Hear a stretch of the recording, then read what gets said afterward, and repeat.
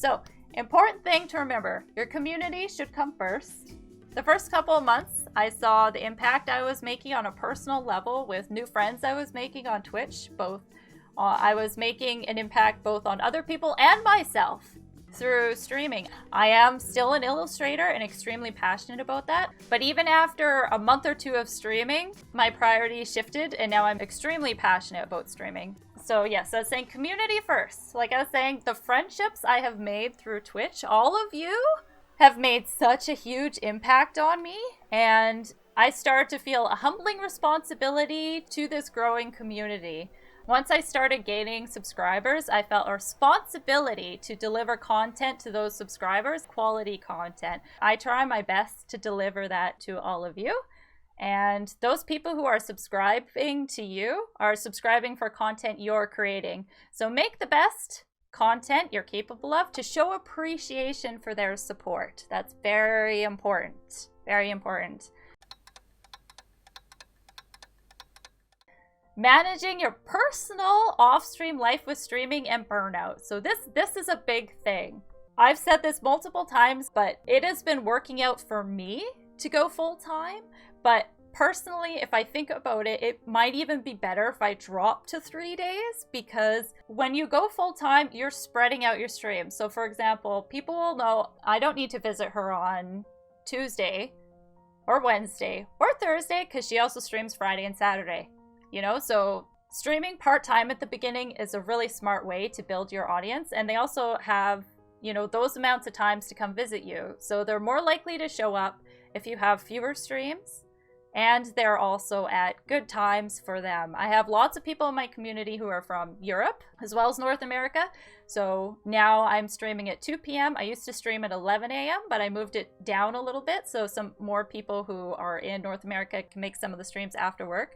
I value all of you, so I want to be live at a time when you're able to be here. You also want to make sure it fits within the constraints of your life. So going full-time right from the start limits how much you can work on your content off stream. This is extremely important. I started out 6 days a week, so I only had Sunday off. That gave me a very short window, and you also, it's really important that you have a little bit of you time as well. Some time where you're not working on your stream, a little bit of decompression time you spend with your spouse, your life partner, or with your friends, you know, all those people, any one of those people that is a part of your life off stream. It's really important that you maintain those connections with people, or you'll regret that those friendships diminish, and you know, some of those core people will still be there if you take some time to stream. And if you let people know what you are pursuing, many of them will be understanding, but make sure you still keep in contact with them somehow. So yes, I was saying start full-time. No. Or sorry, start part-time.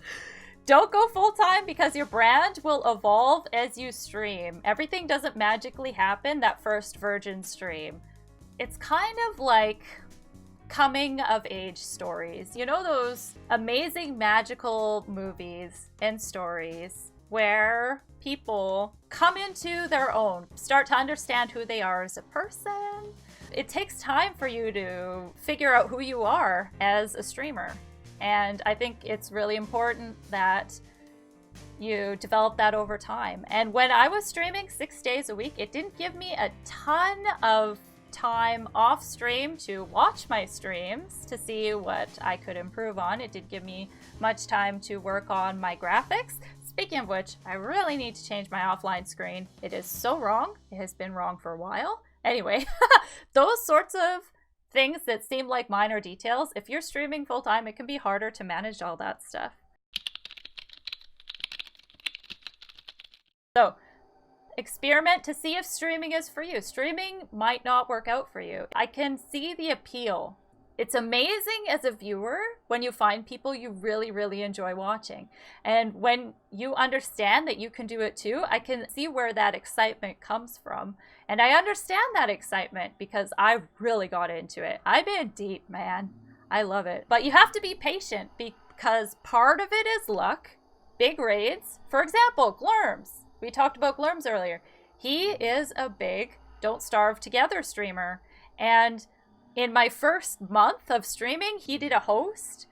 And then I think he talked to the person he rated in the previously, because he rated her, and then I think she ended her stream within half an hour or an hour, and then she rated me, but maybe he didn't. But it was his people I found out from, and hers, obviously, from her stream, ended up coming over to my stream. That was my largest day. I had about 300 people-ish in the stream, and that was overwhelming and amazing, but that's luck sometimes, right? That was complete luck that happened.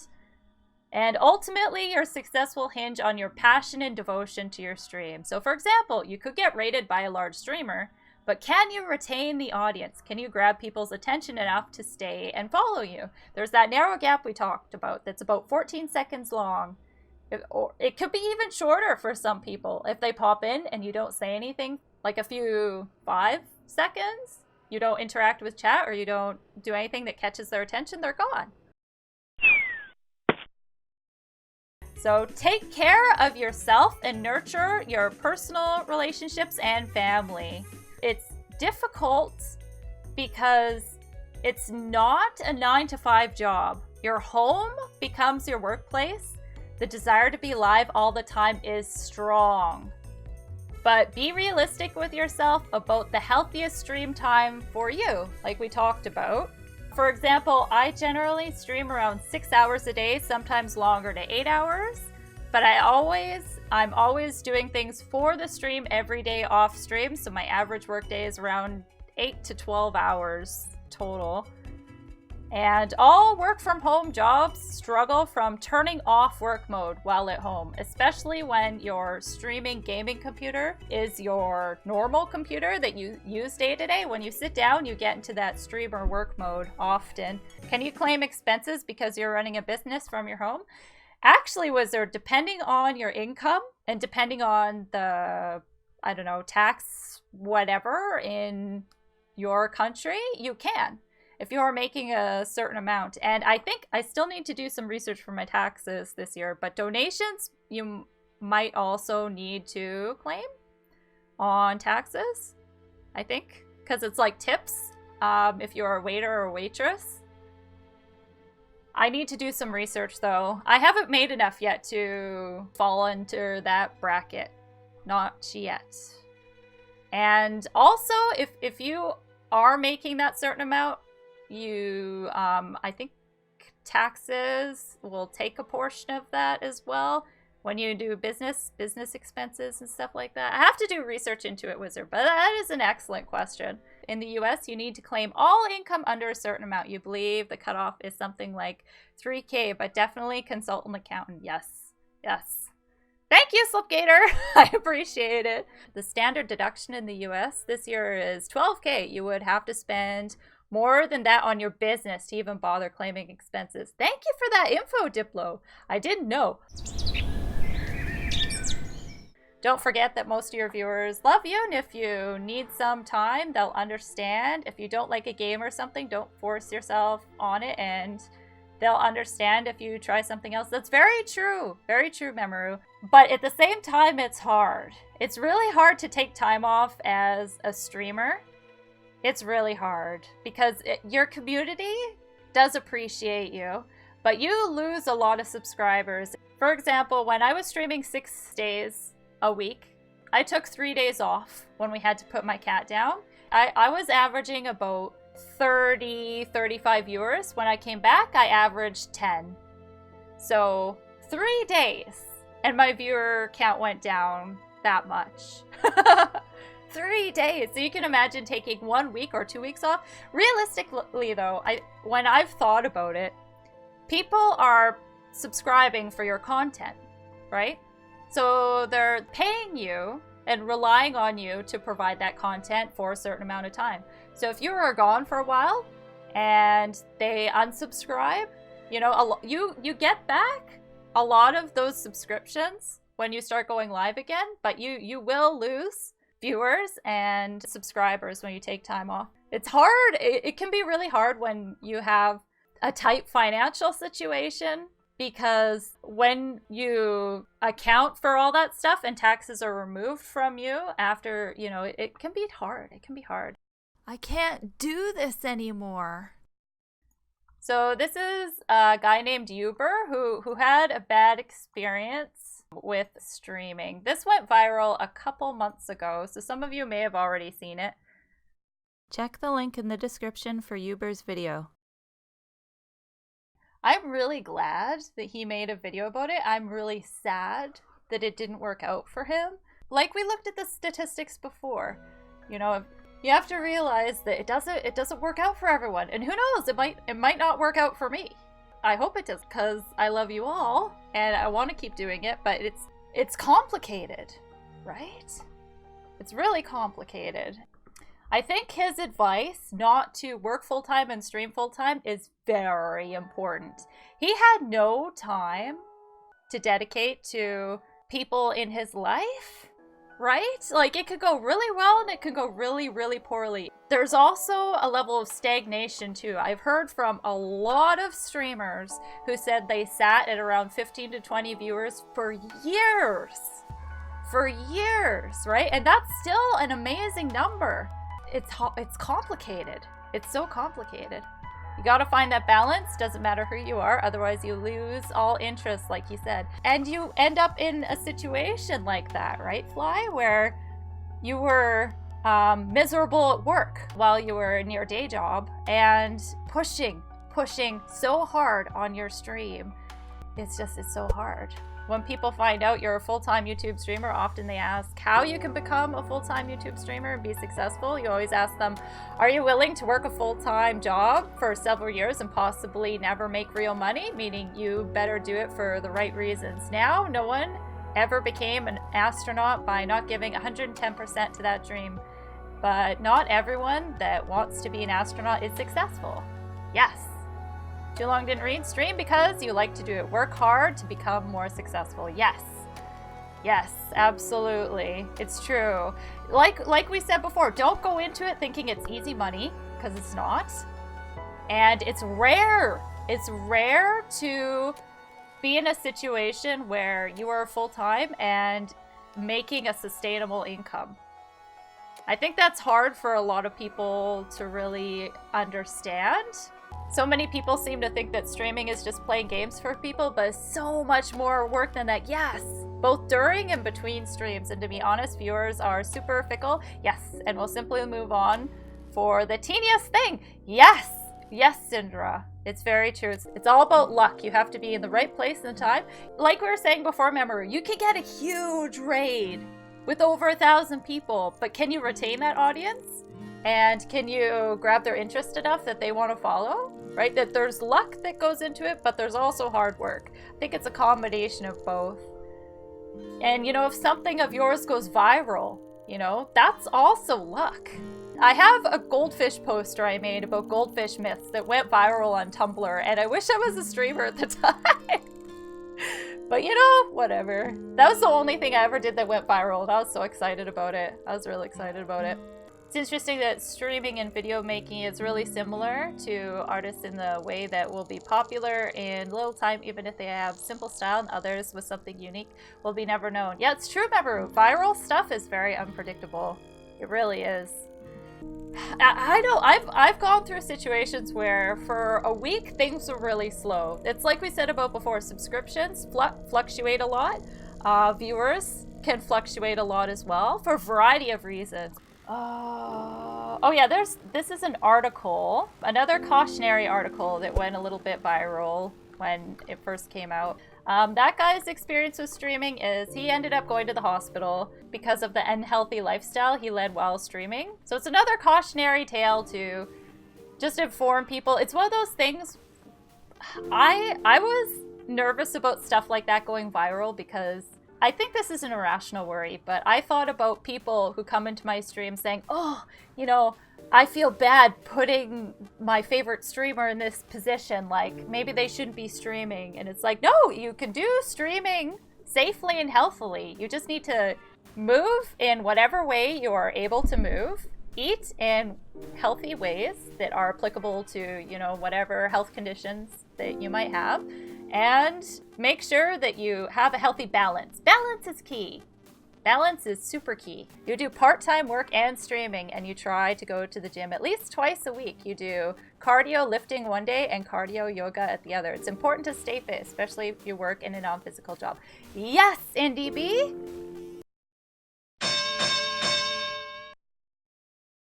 Oh, let's do an interesting thing with Slip right now.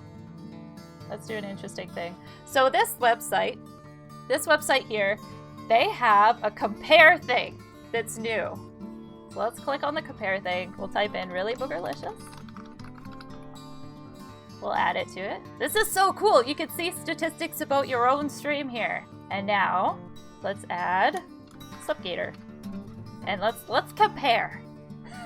So this site, Captain Jax, is twitchtracker.com. It has a lot of statistics about Twitch, and it's very, very interesting. So you could compare yourself to other streamers on here. I love how mine is the little blue one compared to Slip, how flat it is. But I love my little flat pole. My flat bar is amazing. So you can see total followers. We're getting close to 1,000. So this is very cool, right? You can see total views, hours streamed. Wow. Average viewers and your peak viewers. This was from the Glurms raid. Hours watched. 21k hours. 1.34 million. Slipgator, isn't that amazing? Another good site for people that like stats is, ooh, I need this in my life. What is this? Statistics are very interesting. I did some research into statistics and how they work. So I take statistics with a grain of salt as well because it's a sampling of a certain amount of people. So I think this site's data is actually overall, but I found it interesting. I was looking for subscribers and my name wasn't on the subscribers thing and we should look at that too. We should look at that. But you can see in terms of followers, so that shows his steady, amazing increase in followers. In terms of views, I should compare my. I don't want to compare to someone who isn't here. Anyone who's here who would like to compare their stream with mine, feel free. If no one wants their stream compared, we'll just look at Slips. But it's kind of hard to see. All of mine look so flat, but they're amazing. Oh, look at that, my little peak. Slipgator, the amazing little peak there. Evil Zach, compare yours? Okay, let's compare. So you can see with Slipgators, it's very cool. It's very cool. So we'll remove Slipgators for now. And let's do Rude Raccoon. Let's check out Rude Raccoons. Actually, let's put 3. Let's put Evil Zach here too. One of your streamers have asked you to watch and analyze their statistics. A couple that moderate for it's very interesting. It's very interesting, isn't it, Syndra? Oh, it's a nice peek. You like stats and analytics, but you mostly monitor web traffic type stuff. Yes, I wish I had more of an analytical, mathy brain. Historical statistics aren't necessarily telling for real-time info. Yes, and the sampling. When you're looking at a statistic, it's good to look at the actual background of the statistic and where their sampling came from, the demographics they came from, that sort of thing. I don't know if this site is completely overall because I couldn't find myself on the subscribers thing. Oh, I wonder if Slipgator's on there. Okay, let's look through Rudy's stuff here. There's Rude Raccoon. Look at these. This is amazing! Rudy, how you have so many steep inclines here with your followers. And I see here, was this back when you went full-time in January? Look at that, and it's steadily increasing.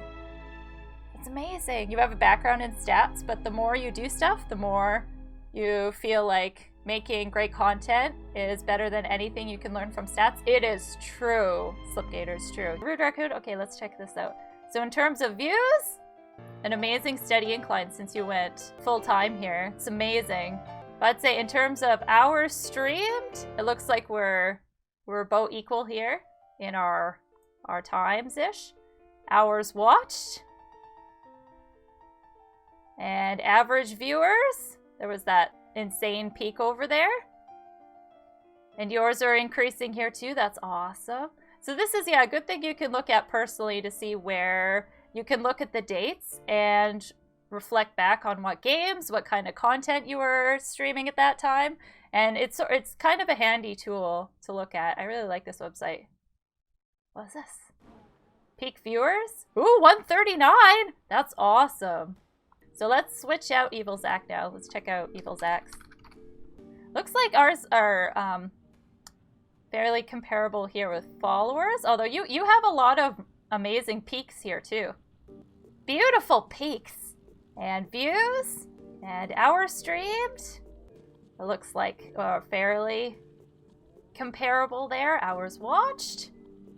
Pretty comparable. Average viewers. Ooh, look at all those peaks. You have some sexy peaks. Evil Zach. Ah. Let's go back to this. So on this website here, if you click on subscribers, I went through this. So number 1, Shroud, it can show you people's different subscribers. And I looked for myself on here. I think I'm in the top 300, but I wasn't listed, which made me think, how do people show up on here though? But we'll look again. But we have Shroud, Summit, Tip the Tapman, Tfue. It's interesting. So from a streamer standpoint, I know lots of people, I've encountered lots of people on Twitch who say they don't watch huge streamers like Shroud and, you know, Ninja Dr. Disrespect because they can't keep up with the chat and everything. I like popping into those streams sometimes just to see how they operate. I think it's a really good idea to be well informed about a whole bunch of different streaming environments, and I never aspire to anything like that. At best, I aspire to having a sustainable income from streaming someday, but like I said, I know it will take time, and I accept and appreciate the fact that it will take time. And you don't want to grow fast right away. I know that sounds weird, but you want to build a community where you can personally interact with people. You know, if you go from 0 to 100, you don't really know anyone in your community. And it'll be almost impossible to keep up with chat and actually interact with people, you know? So it's nice to have a gradual increase, but stagnating is hard and it's devastating. When you have a tough stream or a tough week or a tough month streaming, it's hard to feel motivated to stream, and it's hard to stay positive while you're streaming, you know? Fast growth equals brightest light burns out the fastest. Do you think so, Diplo? You think so? You can't keep up with Baru's stream. It's intense, so it turns you away. Interesting. Sooner Girl, interesting. I like seeing how the streamer interacts with a chat like that. I notice lots of larger streamers just say chat and generally address the chat as a whole. It's interesting. If when you start, you'll definitely want the small stream vibe for a while to get used to streaming, and you want to get to know people in your community. You definitely do. So we see Shroud at the top here with 61,000 current subs. So if we go through the list, you'll notice there's a very, very steady decline of subscriptions after about the first 3 pages. It starts to drop pretty quickly down to 4,000. And then there's quite a few actually sitting at 4,000 here. 3,000. And wait, I should be looking for Slipgator. I wonder if he's on here. I don't think I saw him when I was looking the other day, which made me wonder like how many people are at a certain amount of subs but aren't showing up on here. So I wonder where this site is getting the information. Let's look for. I'm pretty sure I didn't see Slip on here, and I didn't see myself either because I was at about 70. There's a Seagull. I've watched him. A Seagull's fun. He has fun. He's really nice. Markiplier at 3,000. And then the decline, we're up to the top 100 now. I am very curious where this information comes from. And then now we're into the 400. See, this is in the top 200. So it doesn't take too many pages before you're suddenly down into less than 100 subs. So I would have been this page. But I'm not. So that's interesting. And then we get down to 2, 2, and 1 subscribers. It's just very interesting. And it makes me wonder where top streamers by numbers of subs as of April 2019. But according to this sub, I'm not on the list. Not showing all channels for sure. Yeah, right, Slipgator? I wonder where they're grabbing the information from. I do wonder. But it's just kind of cool looking through it and realizing, I mean, yeah, it is missing a lot of streamers, but in the top 250, you know, it's still... But it's one of those things where, like we talked about before, streaming when it's not going well, it's one of those things where it's a love-hate relationship. You know, it can be really hard sometimes. It doesn't look accurate at all, Cam? I know. That's why I wonder where it comes from. If they showed all affiliates, that list would be massive. Do you think this is all partnered stream? No, because Slipgator's partnered. You don't believe the Twitch API provides sub numbers? You believe there's a plugin that streamers can use to display subs, and you bet that's where they get the info from. So you don't have that plugin, it's not showing you. Oh. Okay. That makes sense. That's a whole other thing about transparency too.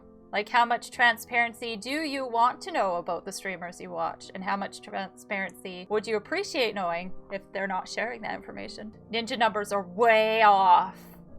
Yeah. This is the first time that I'm actually able to wrap up a video with the classical stuff lots of YouTubers say, like, subscribe if you enjoyed what you saw today.